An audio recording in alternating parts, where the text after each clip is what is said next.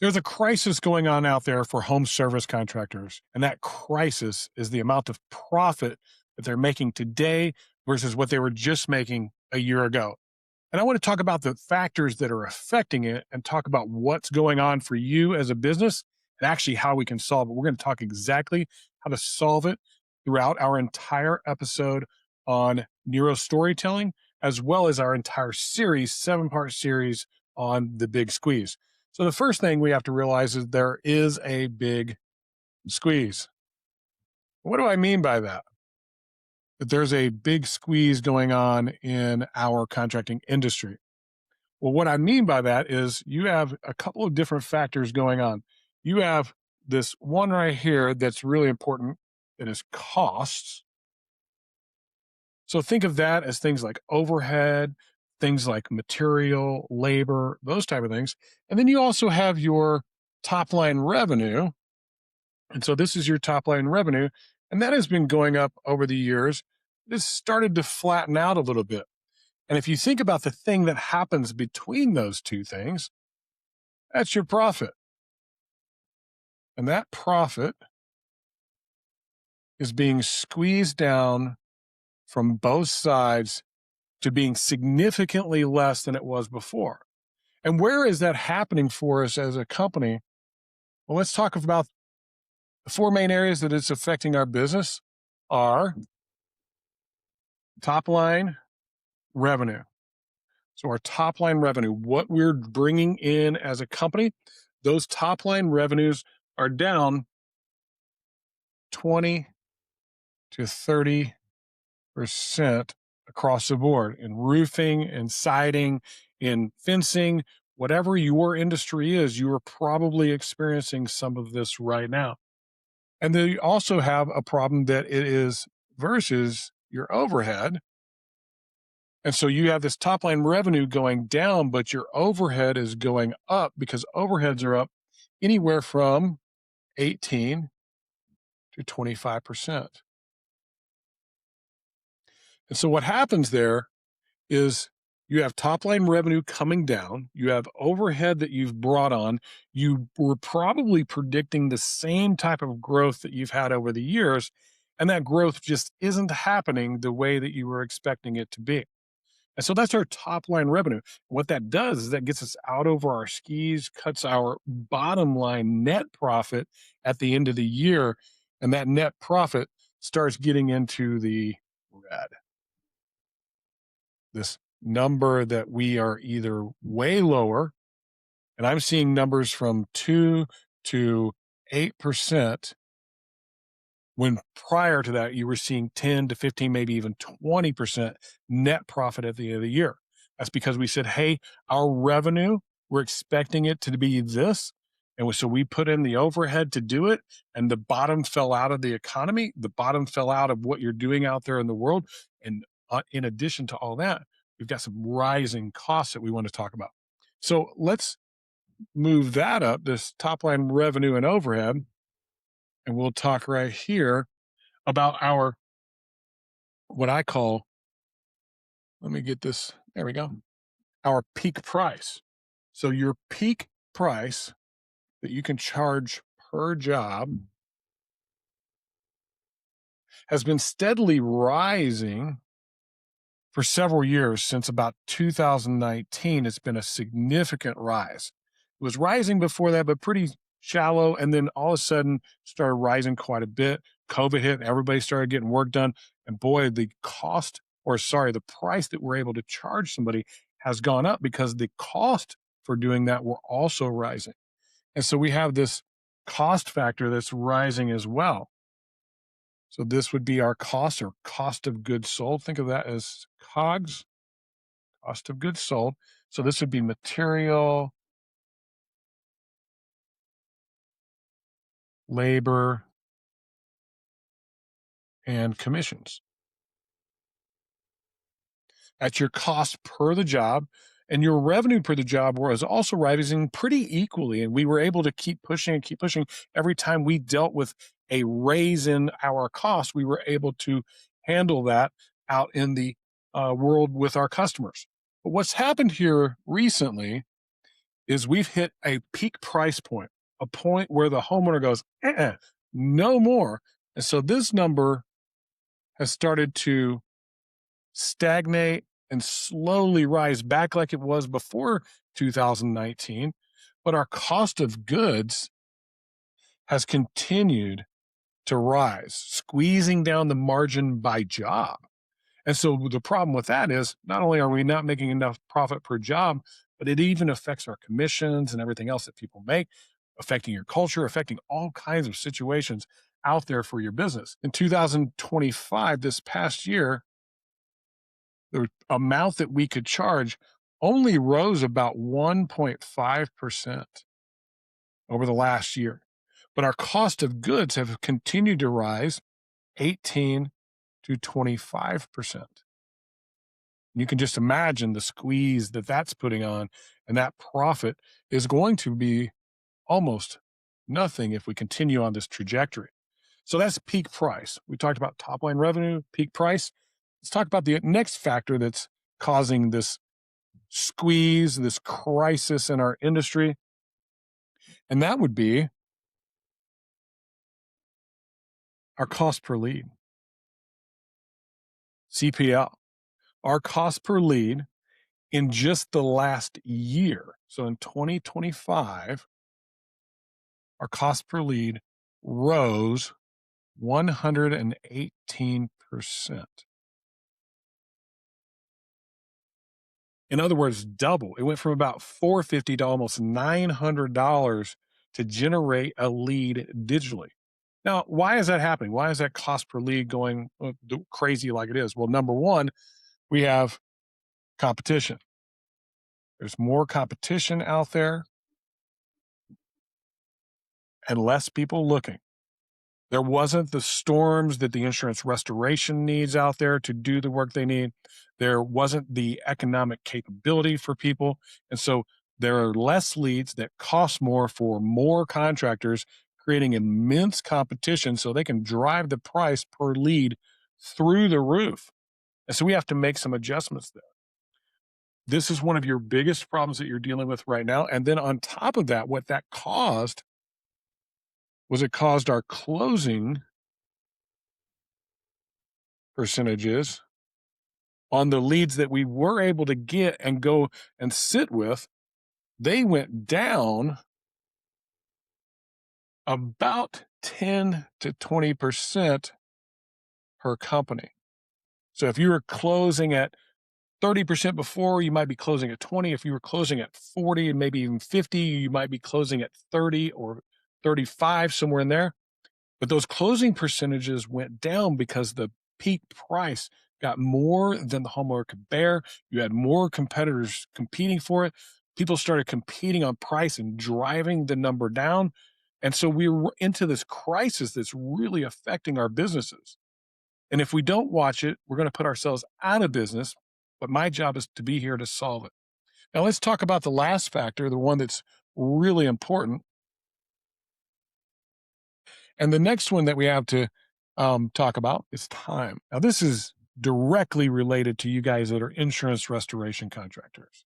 The amount of time has risen from 60 days to 180 days in some cases to close out a deal from start to finish.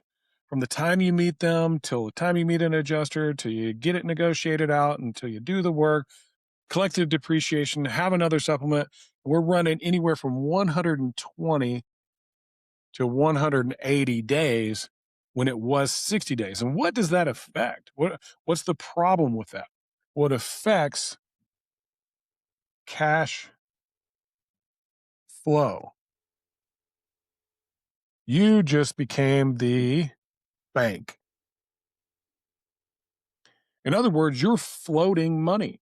You're floating money that you have put out, waiting on money to come in to pay the bills.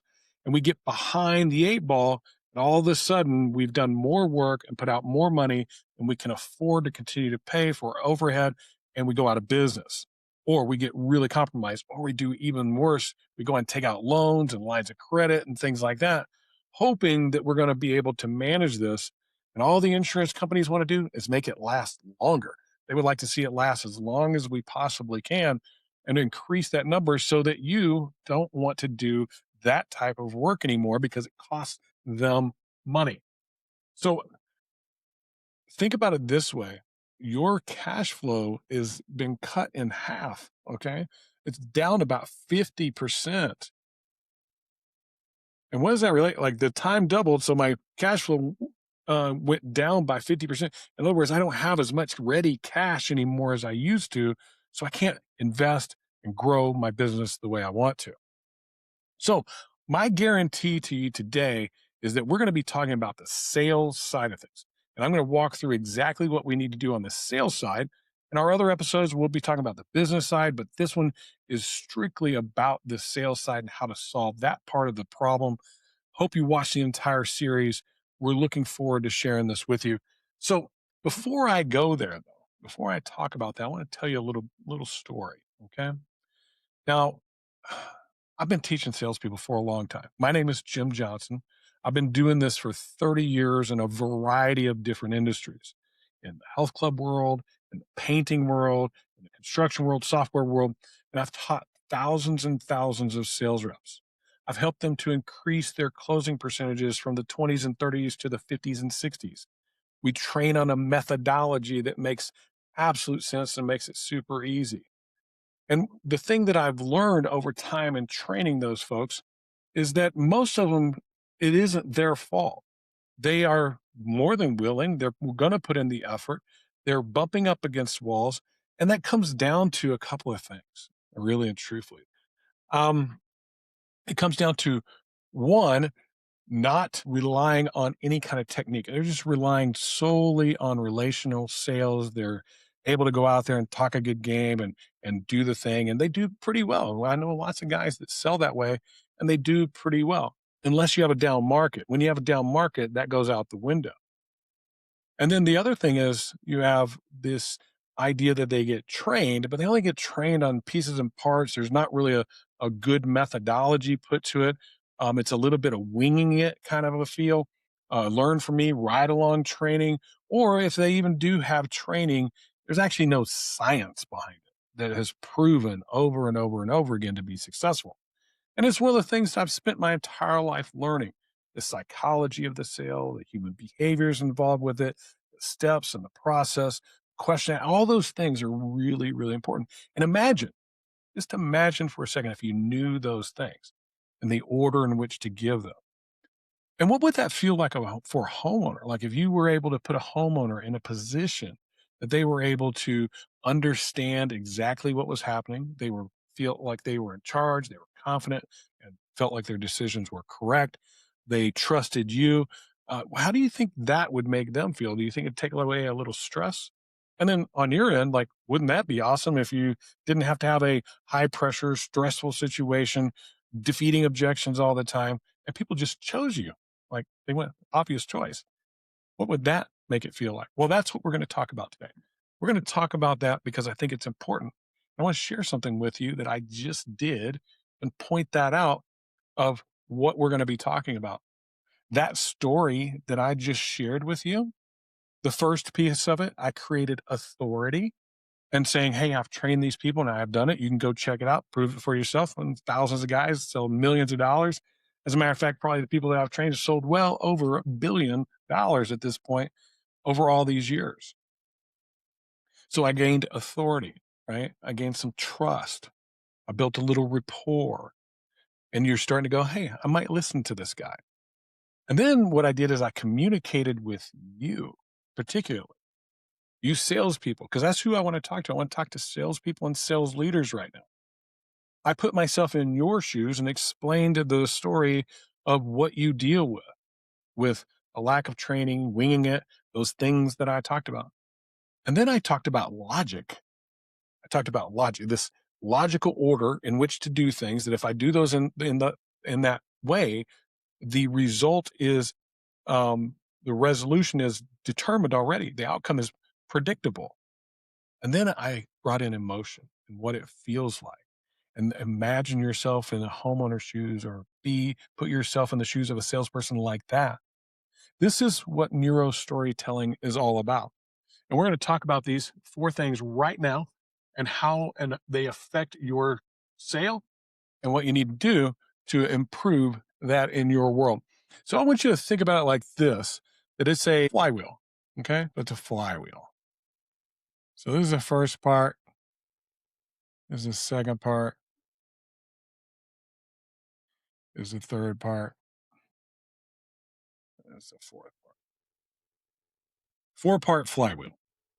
And the very first piece of that flywheel, grab us a color that we like to use here, is authority.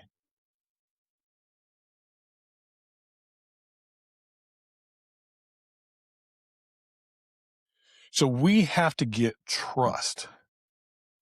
Okay. That's what authority is. That's trust in what we do. So that's the first thing that we tend to do. And if you think of your sales process in phases, we get to do it over and over again in various different pieces of our sales process. The next thing that we have to do, just grab a different color here, is communication.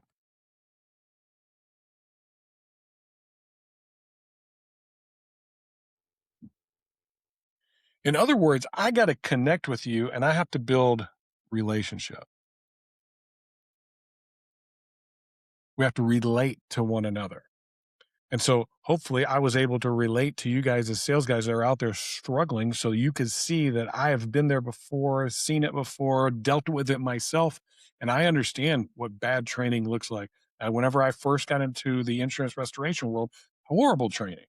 I was just lucky that I had some previous training that helped me to be successful at it. And then the next piece of what we have to do, and I always like to put this one in green because I think it's really important,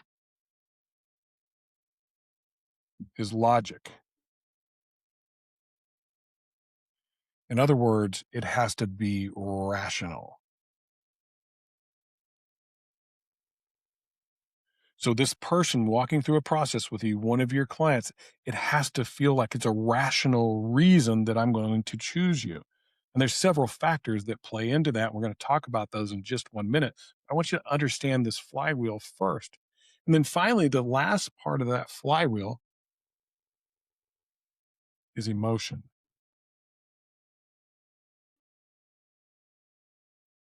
And this is the way we feel. So if we feel under pressure, stress, tension, stuff like that, closing ratio is going to go way down. But if we feel confident, we feel that there's empathy, we feel that you genuinely care, like those things are super important. So this is the flywheel. And this flywheel I'm going to do several times throughout a sales process. And if I understand this flywheel, I'm building trust and authority. First off, to if you're out there knocking doors, you guys that do insurance restoration or even retail, you've got to get a little trust just to do the very first thing, much less the thing you want to do. If you're out there on an appointment, you got to build trust right away in the fact that you have some things going for you. We're going to talk exactly what those things are, but then I got to be relational. I got to relate to them and understand who they are, put myself in their shoes, help them see what those shoes could look like if they make the right decisions. And then I got to make it rational, a logical process from start to finish that makes everything seem like, oh, why not? That's exactly what I should do. And the whole entire thing becomes emotional. And that's what storytelling is all about, is creating some of that in our sales world, at least in stories when it comes to sales. So let's talk about each one individually. So I've got to create this authority or trust with my clients. And some of the first things that we do to create that authority and trust is we do a little bit of rapport building. Now, a lot of you guys are actually pretty good at this side of it. You're able to build rapport quickly. You're likable. People like you, and you're able to sell off of that. But that's not nearly enough. That does good in a up market, but in a down market, you've got to start to help that person realize you're the right person for them, because you've got to go from likable to leader. You got to be able to lead, like you're the person that's going to solve all their problems for them. You can't just be likable. They have to, in the end, ultimately feel like you're leading it. So there's this emotion that you're the leader. And so we've got to build some rapport. But the next thing that we have to do is we have to build credibility. So, how do we create credibility? Well, we show them our credentials. That would be number one, but we would also probably show things like our licenses. We would show things like awards. We would show things like ratings and reviews, testimonials. We got to create this credibility. And after credibility, and before I leave credibility, one more thing, not just the company's credibility, your credibility. Do you have any kind of training? Do you have any kind of certifications? Do you have experience? Like, do you know what you're talking about? And we create that credibility in a variety of different ways. But I teach people like, hey, don't only just talk about what the company has, talk about what you have and go get those things yourself.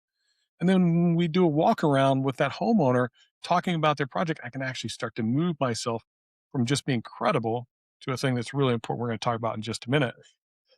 But the next thing I have to do in this authority aspect of things, and I got to set some expectations because now I'm in the lead position. So I'm going to set expectations of what's going to happen next. And so if I'm doing an inspection, I'm setting expectations for that. If I'm done with my inspection, we've talked about, I set expectations for how we could solve the problem. I set expectations for the price. I set expectations for a lot of different things throughout the process. You can see it as a flywheel I keep using over and over again, and then the last thing that if I do all of those really, really well, I can position myself as the expert. And that's where during that walk around, I'm using terminology. I'm talking about the critical issues. I'm talking about what problems we may have. I'm also putting them into some ownership as well. I'm saying, hey, here's the deal. It looks like that's a problem. You got missing some shingles up there. You agree that we should do something about that, right? Oh, yeah. Well, that's probably because their nailing pattern was off, or they used a shingle that didn't have a special kind of strip or sealant or type of nail in it. It causes now I'm really like becoming an expert. And I would use all the terminology for my manufacturer, my shingle that I enjoy using, but I need to talk in a way that sounds like a contractor, not like a salesperson. And we really shouldn't be perceiving ourselves as salesperson or salespeople. We should be like problem solvers. We're a solution artist, like that type of thing. Like we're here to serve you and do well. Like if you could put yourself into a position where you felt like you were serving somebody every time, how much more fun would it be to sell? So that's authority and like how we establish some of that in our sales process. Let's talk about the next one. Try to remember my colors here. The next one is communication.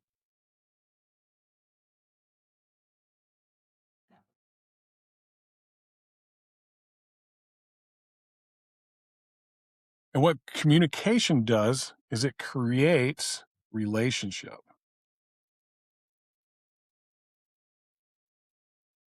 And so what factors allow us to create relationship with somebody else? Now, it's cool, you're nice, but do I actually want to be in a relationship with you? And can you relate to me? Those things are really, really important. So the things that you have to consider is number one, you've got to be genuine. In other words, if you're full of it, they're going to know it right away. If you don't really want to help somebody, you look at them as a paycheck, they're going to feel that energy right away. So you've got to be genuine and that you truly want to help somebody, because if you're not out there to do that, your chances of success have gone down greatly. Then you have to be interested. What does that mean by interested? Well, if there's one thing I've learned coaching thousands of salespeople, taking all the sales courses you can possibly imagine, getting certified in just about every system that you can think of, interested means I got some questions. They're not a survey at all, they're natural. Throughout the process, I'm asking questions like, hey, Mr. Jones, have you ever worked with a contractor before? Yeah. Oh, how did that go for you? That was awful. Well, tell me more. And they start to tell me some speed bumps and challenges and issues that they had. And I'm just cataloging them because I'm going to solve them in my presentation, in my orderly presentation that's going to be very, very clear. I also say things like, hey, Mr. Jones, if you could wave a magic wand, what would your perfect experience with a contractor look like? Boom, boom, boom, boom, boom. He just nails off everything that I need to know to solve those problems for them. So I'm genuine. I care. I want this thing to go well, and I want to serve them. And I'm interested. If you're genuine, you're truly interested in solving their problem. So after being interested, I need to be attentive.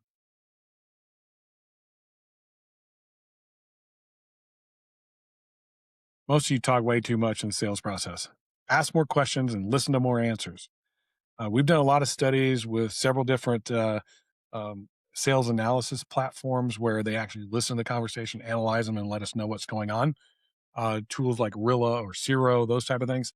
And what we've found out is that the sales reps that ask more questions than everybody else and listen more, in other words, they talk less than the homeowner does, their closing rates are significant, like double higher than everybody else. So we've got to be attentive, listen, take those answers down, catalog them, write them down if you need to, but we want to listen for understanding, not for response. Most people today listen to respond. They're not even really hearing what you're saying. They're just thinking about the next thing they're going to say. And the problem with that is immediacy. We want to respond right away. So we look like we're confident. We know what we're talking about. But there's techniques that allow us to be attentive and listen and then still take some time to think. Oh, Mr. Jones, I hear you there. As a matter of fact, I've had several other people that have had the same issue. All that time I had to think. And then I get to talk to them about what happened with those people. I know exactly what that looks like whenever I'm being attentive. Now, Mr. Jones, oh, I hear you there. Help me understand real quick, because it could be either this or that. Which one is it? So this gives you time to think, and they give you the answer. Now you can really hone in on that particular issue. So we want to be really attentive. And then finally, and I was alluding to it right there, is I want to confirm. Oh, so I hear you, Mr. Jones. And if I'm hearing you correctly, I understand that you want this, this, and this. Is that correct? So I'm confirming and I'm communicating in a way that they understand there's a relationship between us. And that relationship is I want to help them solve their problem. I am the pinnacle of all things to solve whatever problem it is that they're dealing with. So that's communication. And the important part for you to remember about this is these are forces that are happening out there between you and the homeowner. And if you're off on any of them, each one knocks down your closing percentage significantly.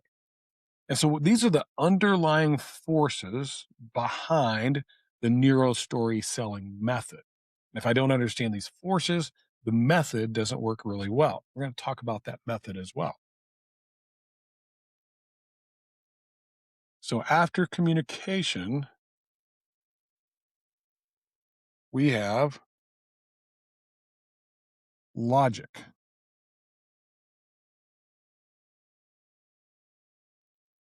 And I think of logic as this thing that's rational.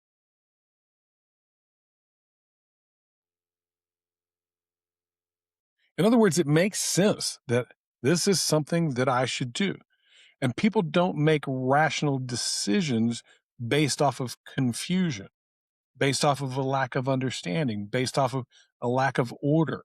And so that's really the first thing that we have to establish for people to make a logical decision is that there is an order to the chaos that is construction for everybody else.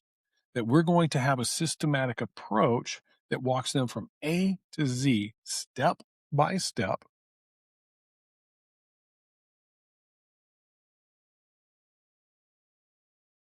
with no gaps, that brings them to a logical conclusion that you're the choice. So they have, in the end, a conclusion or decision. And if I make things logical, for example, we're going to do this first, this second, that third, this fourth, this fifth, this sixth. And from the day I meet them till the day we're finished with them, they go, huh, that makes a lot of sense. A lot of you lose sales right here. And the reason is you take it halfway, especially in insurance restoration. Hey, you got damage. Let's make a claim. Meet your adjuster. I'll meet him. We'll get everything taken care of. And that's where you stop. but you don't tell them what's going to happen after you get everything taken care of, how you're going to deliver materials and communicate with them from production, how you're going to uh, take care of their home, how you're going to keep things safe, how you're going to do the next steps, all the way through to how you pay us in full where you're all done and finished. And if you leave out any one of those steps, you get this objection at the end. Jim, I need to think about this. And you're like, you have no idea what it is they need to think about. They don't know what you missed, so they can't communicate it to you. And you get into this back and forth that goes poorly. And you ask the wrong question almost every time. Hey, Mr. Jones, completely understand. Could you help me understand exactly what it is that you need to think about? Well, big decisions like this, I just like to take time, sleep on them.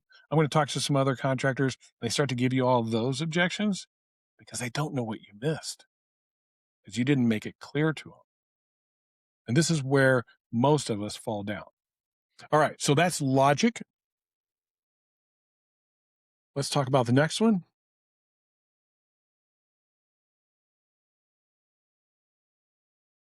That one's in red, if I remember correctly. And that is emotion or the feels. How somebody feels about what it is that you're doing with them. And so we have options here. We can either make it stressful, difficult, confusing, and all those things that lead to no sale, or we can start to do some things that help them be a little bit more comfortable. And so we can be empathetic.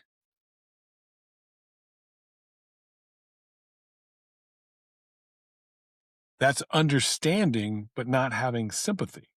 Empathetic, I can put myself in their shoes and understand where they are, but we got to do something about it anyway. And I'm here to solve that problem for you. So I need to be empathetic. I need to allow them some control. If they feel like they're in control, which to be honest with you, I would like them to be in control as much as possible without deviation from the process. So anytime we get off the process, I'll always come back to that, but I want them in control of what's happening throughout that process. I want them telling me what they want. I don't want to be telling them what they want. And so I want to give them some control. We're going to talk about that more in this series because I want them to be confident. I want them to be confident that they made the right choice. Everything was logical. That seems right and rational. And now I'm confident about my decision. I feel like that. And then the next thing that I want them to do is I want them to see their future self. So I want to paint a picture. I want them to see themselves with that new roof or with that new fence or with that. And what difference does it make in their life? I want them to picture themselves in the future enjoying the thing that we did or it increasing the value of their home or solving a problem that they have and what that makes them feel like. Less stress, more hopeful, proud. All of those things are emotions. People buy on emotion. That's ultimately the reason they buy. Most purchases start off rational, but we allow some emotional to get in there. And tell me I'm wrong, and I'll show you the last car you bought. And I guarantee you there's something on there that you got that you probably don't need, but you thought it was cool, or you thought the other people would like it. So be very aware of emotion. It makes a massive difference in what you're doing. So I want to go back a little bit for just a second, or let's give an example. Let's apply this a little bit, but let's talk about application. Where does this work? Like you see those four things. I got to build some rapport and trust. I've got to get credibility, so I have authority. I got to communicate and be relational. I've got to give a logical order of things, and I've got to put some emotion in. And so this is where I struggle with a lot of, especially door knocking, insurance restoration style reps, but this applies to everybody that does retail home services, is this idea that you're selling the end thing before you sell the first thing. You're there to sell the thing. a roof, a fence, a deck, a garage floor, epoxy coating, whatever it may be. That's what you're there for. So that's what you're focused on. But the idea is that's a piece of value I don't want to give you and you haven't earned yet. I want that to sink in for just a second. That's a piece of value that I don't want to give you because you haven't earned it yet. So, what do I mean? Well, whenever we go out on our appointments, we are there to usually start with some kind of inspection or survey of the project. And we dismiss it like, hey, I'm going to take a look. I'll go get my measurements. I'll do my inspection. And that's all you say. There's nothing more than that. And your idea is that I'm going to go get the information, come back with the information is going to mean something to you. And so you're out there generating free estimates and saying, hey, here's the total. Do you want to go with us? And they go, no, I got a lot of things to consider still. And that's because you jumped all the way to the end to sell the thing without selling the first thing, which if you sold it right, would make a huge difference.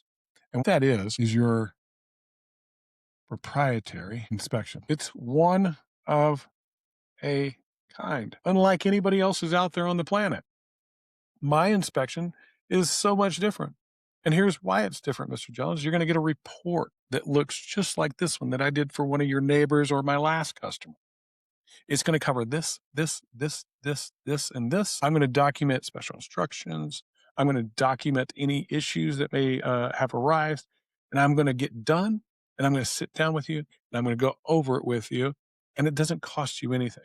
It's something that we want to do for you so that you have the proper information to make an educated decision to do the right thing for your particular situation and this project that you want to do. And imagine if you knocked a door and that's what you sold. You sold this proprietary report that nobody else has, nobody else does because they're too darn lazy, and lazy doesn't work in a down market.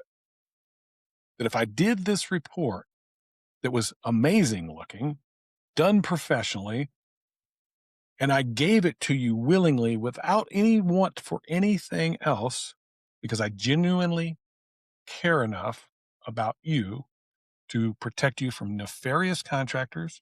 You're in the insurance world, nefarious insurance companies, because you're part of my community.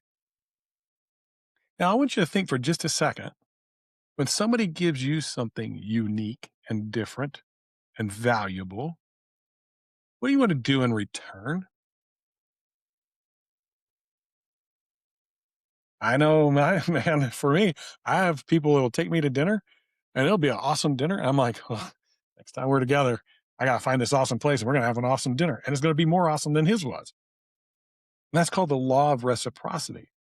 They want to give back to you. And if I do this well and I sell this part well and I sell this, not that, that it's unique and different and I can prove it, and I get done and they have something valuable and I say, hey, Mr. Jones, looks like we got a problem. Want to see some solutions for that? Or let's take a look at some solutions, just assumptive. They go, yeah, go ahead. I earned it. I earned the right to do that. Prior to that, I had no right. I did something awesome for them. So this is just one example of what we teach in neuro storytelling and how that helps you sell more, close more, higher profits, get paid faster, all these things that are really, really important. We're going to be talking about throughout this series. And we're actually going to be doing a virtual workshop on this.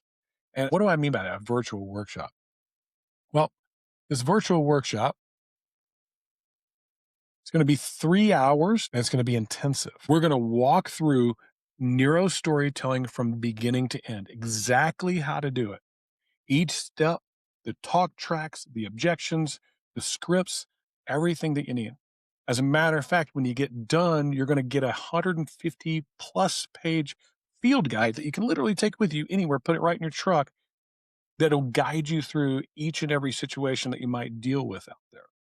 It'll talk about how to tell the stories as you walk through your sales presentation. It'll talk about how to do the give up to get close, how to sell the best and then negotiate the rest. It's going to cover all the things that allow sales reps, even in a down market, to close at 50% or better on their sales calls.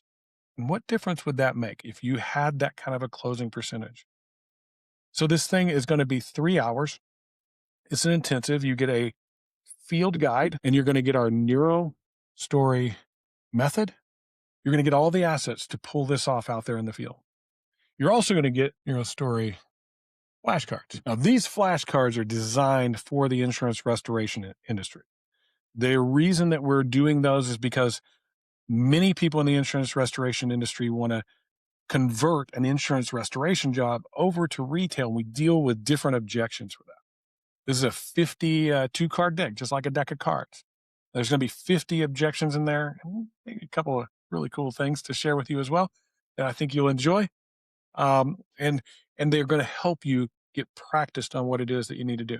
So if you want to find out more about this, we're going to be doing this early in March, either the first or second week of March. We haven't gotten a date yet.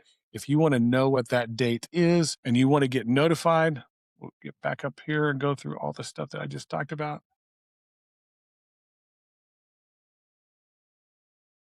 I know it's over there. So there it is. Oh, my cool little screen here. This is so much fun.